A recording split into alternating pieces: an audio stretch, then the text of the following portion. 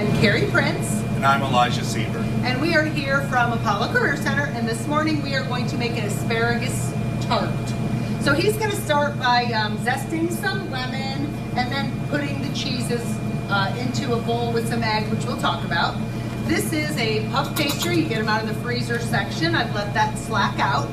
Put it onto a cookie sheet. We just folded over the edge and kind of pressed it down to make a little seal. Now I've got one egg with some tablespoon of water to make an egg wash, and I'm just brushing that little crust area so that it gets a nice golden brown, because that's what you're going to see. The rest will obviously be covered. So he's got goat cheese, which is herbed goat cheese, into this bowl with a 3/4 cup of Romano, grated Romano or Parmesan cheese with an egg.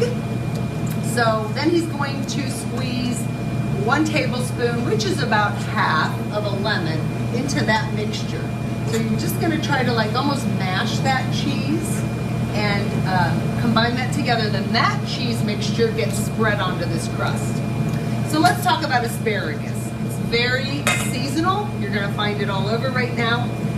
Asparagus comes like this. You want to, when you get it home from the grocery, if it isn't packed in water, get it into some type of a coffee cup or something and put some water in it. Put it in your refrigerator just like that.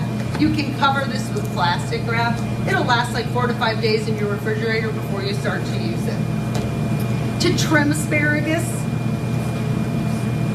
you want to make sure these are nice thin stalks. The thinner the stalk, the more tender, the younger the asparagus is. When you get those real thick stems, they're woody and they're real chewy. So this will be a nice tender piece of asparagus.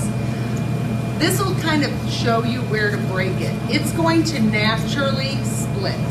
So where that splits is where you want to trim all of your asparagus. So I'm just going to line this up on my cutting board, and then I'm going to go ahead and trim that asparagus down where it naturally split, because the bottom part of that's going to be a lot tougher for you to eat.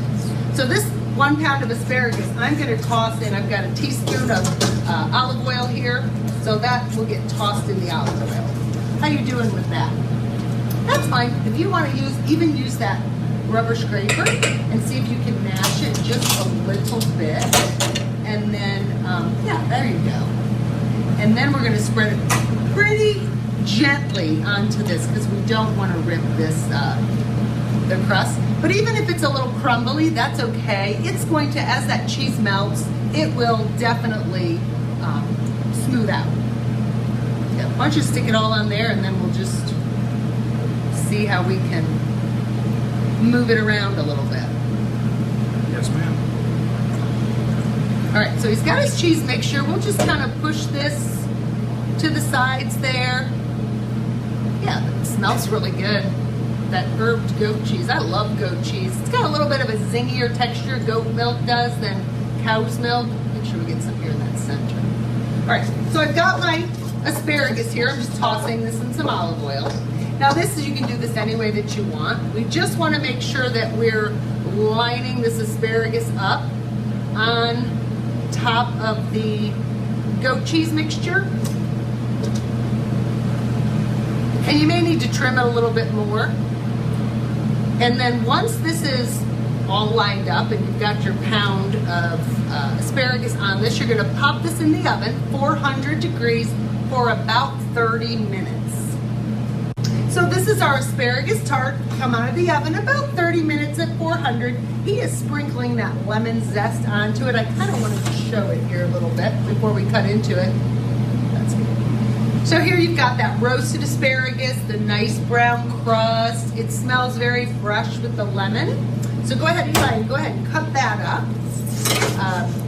So like I said, 30 minutes, about 400 degrees, just one piece is all you need to do. And this is our asparagus tart, and these and all the recipes can be found at apollocareercenter.com. And First Edition, we'll be right back.